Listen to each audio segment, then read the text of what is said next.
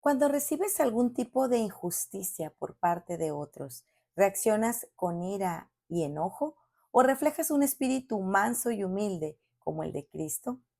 Hoy estamos en nuestro día 223 de nuestro plan de estudio, leyendo el Nuevo Testamento y Salmos en un año. Oramos juntos. Gracias te damos, amado Señor, en este día. Padre, te pedimos que nos ayudes en esta lectura. Guíanos a través de tu palabra. Danos sabiduría, Señor, para poner en práctica todo lo aprendido en tu palabra. En el nombre de tu Hijo amado Jesucristo te lo pedimos y decimos amén. Segunda de Corintios 10. Las armas del apostolado. Yo mismo, Pablo, les ruego por la mansedumbre y la benignidad de Cristo. Yo, que soy humilde cuando estoy delante de ustedes, pero osado para ustedes cuando estoy ausente, ruego pues que cuando esté presente no tenga que ser osado con la confianza con que me propongo proceder resueltamente contra algunos que nos consideran como si anduviéramos según la carne. Pues aunque andamos en la carne, no luchamos según la carne, porque las armas de nuestra contienda no son carnales, sino poderosas en Dios para la destrucción de fortalezas, destruyendo especulaciones y todo razonamiento altivo que se levanta contra el conocimiento de Dios y poniendo todo pensamiento en cautiverio a la obediencia de Cristo. Y estando preparados para castigar toda desobediencia cuando la obediencia de ustedes sea completa. Ustedes ven las cosas según la apariencia exterior. Y si alguien tiene confianza en sí mismo de que es de Cristo, considere esto dentro de sí otra vez, que así como Él es de Cristo, también lo somos nosotros. Pues aunque yo me gloríe más todavía respecto de nuestra autoridad que el Señor nos dio para edificación y no para la destrucción de ustedes, no me avergonzaré, para que no parezca como que deseo asustarlos con mis cartas, porque ellos dicen sus cartas son severas y duras, pero la presencia física es poco impresionante y la manera de hablar despreciable. Esto tenga en cuenta tal persona, que lo que somos en palabra por carta estando ausentes, lo somos también en hechos estando presentes. Porque no nos atrevemos a contarnos ni a compararnos con alguno que se alaban a sí mismo. Pero ellos, midiéndose a sí mismos y comparándose consigo mismos, carecen de entendimiento. Pero nosotros no nos gloriaremos desmedidamente, sino dentro de la medida de la esfera que Dios nos señaló, como límite para llegar hasta ustedes, pues no nos excedemos a nosotros mismos como si no los hubiéramos alcanzado, ya que no fuimos los primeros en llegar hasta ustedes con el Evangelio de Cristo. No nos gloriamos desmedidamente, esto es, en los trabajos de otros, sino tenemos la esperanza de que conforme la fe de ustedes crezca, nosotros seremos dentro de nuestra esfera engrandecidos aún más por ustedes para predicar el Evangelio aún a las regiones que están más allá de ustedes y para no gloriarnos en los que ya se ha hecho en la esfera de otro. Pero el que se gloríe en el Señor, porque no es aprobado el que se alaba a sí mismo, sino aquel a quien el Señor alaba. Para reflexionar. A partir de este capítulo, Pablo toma una actitud mansa para los corintios, pero firme contra sus adversarios, rechazando las jactancias y comparaciones necias. Por eso leemos que Pablo inicia diciendo, yo mismo, Pablo. Este es un tono de autoridad, la cual no se mide por apariencias humanas, fuerza personal, elocuencia o autopromoción, sino por fidelidad a Cristo, dependencia del poder de Dios y obediencia a su verdad. Pablo defiende su ministerio no por orgullo personal, sino porque el Evangelio estaba siendo atacado. Su autoridad venía de Cristo y tenía como propósito edificar a la iglesia, no destruirla. Pablo dirige sus palabras a los falsos maestros y a aquellos que seguían bajo la influencia de ellos y no se habían arrepentido. A pesar de que Pablo recibió tantos malos tratos de injusticia, él era un hombre manso y humilde. él no responde como los falsos maestros, con arrogancia y autopromoción. Pablo imita a Cristo. La mansedumbre cristiana no significa pasividad ante el error. Pablo podía ser humilde y al mismo tiempo firme cuando la verdad del Evangelio estaba en juego. Pablo afirmaba su autoridad apostólica de una manera semejante a la de Cristo, con paciencia y bondad. Sus enemigos lo acusaban de solo estar representado un papel, que era osado y duro en sus cartas, pero débil y despreciable en persona. Pablo no era gran cosa. Vivimos en un tiempo no tan diferente hoy en día al que vivió Pablo en Corinto. Es fácil evaluar a los ministros por su carisma y por sus apariencias. Lastimosamente, somos más atraídos por esos dones que por un carácter humilde, manso y sabio que usualmente no busca visibilidad, sino vivir y defender la verdad primeramente en su corazón. Es cierto que el fruto de vida que Cristo ha hecho y cómo ellos lo imitan es lo que realmente es digno de imitar y seguir. Bien dijo Jesús de sí mismo: tomen mi yugo sobre ustedes y aprendan de mí, que soy manso y humilde de corazón, y hallarán descanso para sus almas. Mateo 11:29. Si estamos aprendiendo de Jesús, no solo caminamos en humildad, sino que también Él es quien nuestras almas ansiosas de visibilidad, de aplausos, de aprobación humana, descansan. Por otro lado, esta característica de Pablo nos llama a honrar a nuestros líderes. Algunas veces somos tan atraídos por otros líderes o influencers en las redes sociales que, teniendo apariencia de piedad y de gran conocimiento, no velan por nuestras almas. Evita comparar, ora y agradece a Dios por el pastor que Él ha provisto para tu iglesia local. Aunque Pablo vive en un mundo físico como todos nosotros, la batalla es espiritual. Por eso nuestras armas no son espadas y lanzas, ni sabiduría humana o artimañas. No son manipulación, astucia humana, intimidación, transacciones monetarias o de renombre personal, sino la palabra, la oración y el poder del Espíritu. El poder de Dios obrará a través de sus medios de gracia para derrotar todos los engaños de Satanás, estrategias y filosofías mundanas y todo aquello que se levanta para reinar en lugar de Dios. Pablo espera que la iglesia muestre obediencia al no ponerse del lado de falsos maestros y les da tiempo para que se arrepientan antes de que Él discipline a los desobedientes. Las armas de Dios son poderosas para destruir fortalezas, argumentos, razonamientos y toda altivez que se levanta en contra del conocimiento de Dios. Pablo se refiere a ideas, enseñanzas, razonamientos y sistemas de pensamiento que se oponen a la verdad de Cristo. Es decir, son argumentos concretos que se levantan contra la verdad del Evangelio. Esa es la batalla principal.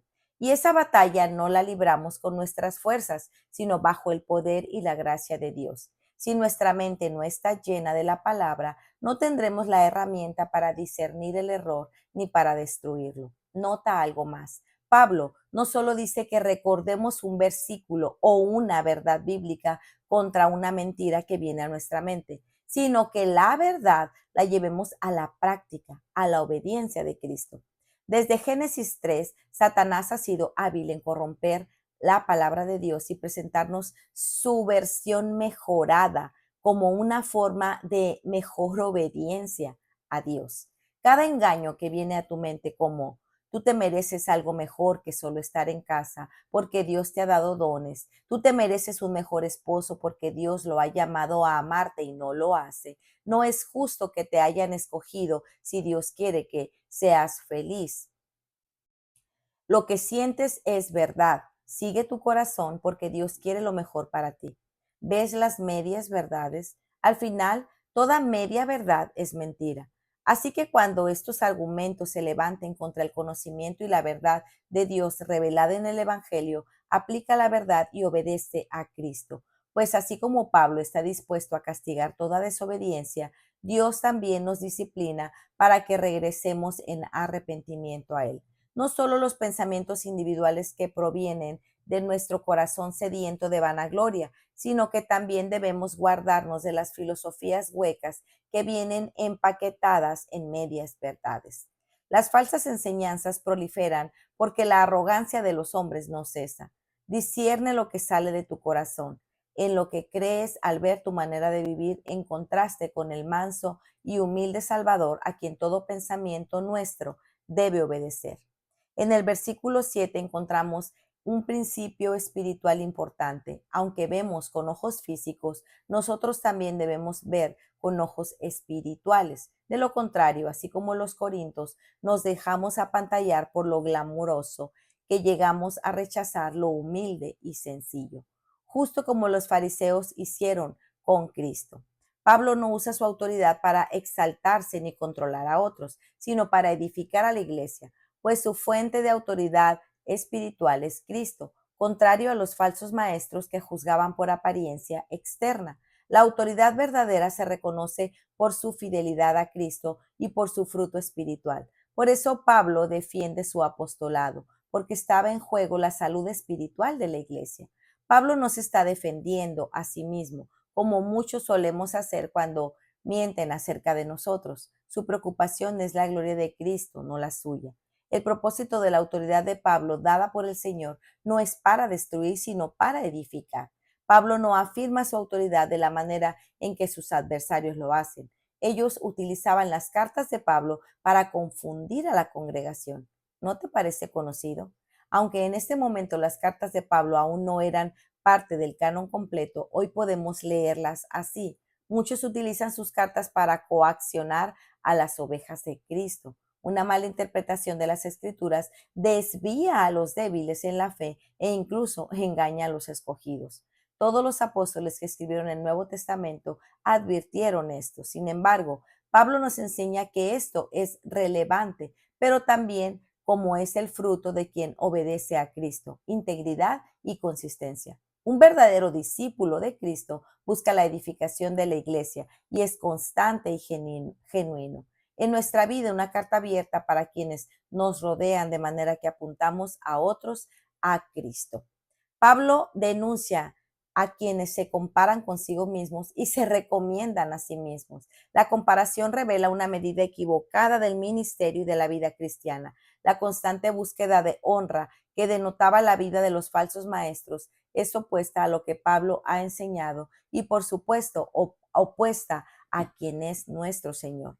Los falsos maestros se medían por apariencia, popularidad, elocuencia y reconocimiento humano, como si el ministerio que debían ejercer fuera para su gloria. Ellos se comparaban entre ellos. Su medida no era Cristo, sino ellos mismos, como sucede hoy.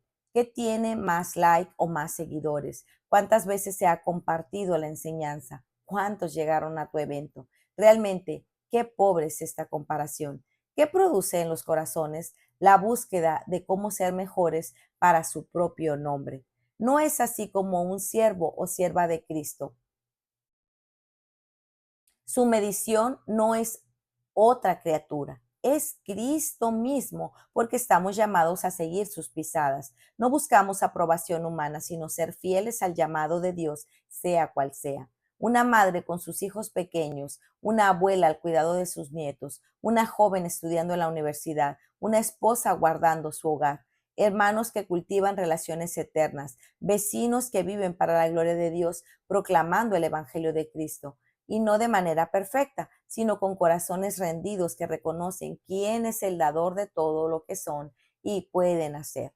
Pablo no se gloría en el ministerio de los demás. Él fue el ministro que trajo el Evangelio a Corinto por la gracia de Dios. Cuando ellos maduren, amarán y honrarán sus enseñanzas y Dios mismo obrará en sus corazones porque la obra es de Él. Además, el ministerio de Pablo era ir a los gentiles que no habían escuchado el Evangelio. No era ir a invadir el ministerio de alguien más como sus adversarios lo estaban haciendo. Esto nos recuerda que cada quien debe poner manos a la obra donde Dios en su soberanía nos ha colocado y hacerlo sin necesidad de aprobación humana, sin compararnos, sin agrandarnos sobre otros e incluso engañándonos a nosotros mismos en pretender ser más de lo que realmente somos. Los falsos maestros destruyen a la iglesia con sus mentiras, llevando a la división y las contiendas. Viven de las apariencias externas y se alaban a sí mismos. Que estas cosas nos ayuden a reconocer a los engañadores que pueden estar en medio de nosotros. Pidamos a Dios discernimiento para no ser seducidos por ninguno de ellos. Qué buen termómetro de humildad estamos recibiendo hoy, ¿cierto? El contraste es claro, pero el que se gloríe en el Señor. Esta hermosa frase nos remonta a lo dicho por el profeta Jeremías precisamente en el contexto de un pueblo necio que no se arrepentía y que se gloriaba en todo, menos en conocer al Señor. Jeremías dijo, no se gloríe el sabio de su sabiduría, ni se gloríe el poderoso de su poder, ni el rico se gloríe de su riqueza, sino, pero si alguien se gloríe, gloríese de esto, de que me entiende y me conoce. Al igual que en la primera carta a los Corintios, capítulo 1, versículos 19 al 31, Pablo insta a que en ninguna sabiduría o filosofía se debe jactar frente a conocer a Dios. Es nada y no produce fruto para la gloria de Dios. No importa cuánto nos aprobemos a nosotros mismos, dándonos palmadas en la espalda de Dios conoce tu corazón, sabe que te cuesta obedecer y autoengañándonos al decirnos, yo tengo un propósito mayor que el de muchos. La única aprobación que importa es aquella a la que el Señor alaba. La aprobación que importa no es la que una persona se da a sí misma, sino la que viene del Señor. Pablo no quiere ser visto como grande, quiere ser que Cristo sea el que es exaltado. ¿Dónde tú buscas aprobación? En tu imagen, en tu desempeño, en tu influencia, en tus obras, en tus dones. Todo lo que te ha sido dado fue por gracia y es para edificación de la iglesia y para traer gloria a Dios. Hemos sido aprobados por la muerte y resurrección de Cristo. ¿Qué otra aprobación necesitamos? Y esa misma aprobación nos humilla y contrarresta todo argumento que se levante para engañarte a que pienses que necesitas la aprobación humana para darte identidad y propósito. En Cristo somos aceptados delante de Dios. Por eso no vivimos esclavos de la aprobación humana. Y como siervos suyos, buscamos que nuestra vida sea aprobada por Él en fidelidad. La necesidad de aprobación no sucede de la noche a la mañana, sucede en el descontento diario de las tareas cotidianas, en la queja, en la comparación, en escuchar más lo que sientes que en la verdad de Dios, en meditar más en las falsas enseñanzas que en el Evangelio del Señor. El resultado es frustración, porque ningún ser humano fue creado para gloriarse en sí mismo y sostener la alabanza de otros. Si lo que hoy has leído te lleva a la convicción de que has buscado aprobación en tus obras o en la alabanza de otros, ve con tu confesión a la cruz de Cristo. Él te perdona y te limpia de toda maldad. Lee su palabra y llena tu mente y tu corazón con su verdad para no destruir todo falso razonamiento y disfruta traer gloria a tu Salvador. Para meditar. Ora por tus líderes para que amen al Señor y vivan para Él. ¿En qué ocupas más tu mente? ¿En qué meditas constantemente? Escríbelo en un cuaderno y llévalo al Señor en oración. Si has creído una mentira, aplica la verdad y vívela por fe. ¿De quién deseas aprobación? ¿De tu esposo, de la iglesia, de seguidores, de tus hijos, de profesores? Sí, de Cristo te ha Si Cristo te ha aprobado con su vida perfecta, si crees que ha muerto por tus pecados y sellado tu salvación con su resurrección, no hay otra aprobación que supere esta y no hay otra aprobación que realmente sea importante y de edificación para tu crecimiento espiritual que la obra que Jesús ya hizo por ti. Pues muy bien amigos, este ha sido nuestro día 223. Nos vemos el día de mañana. Que el Señor les bendiga grandemente. Hasta pronto. Bendiciones.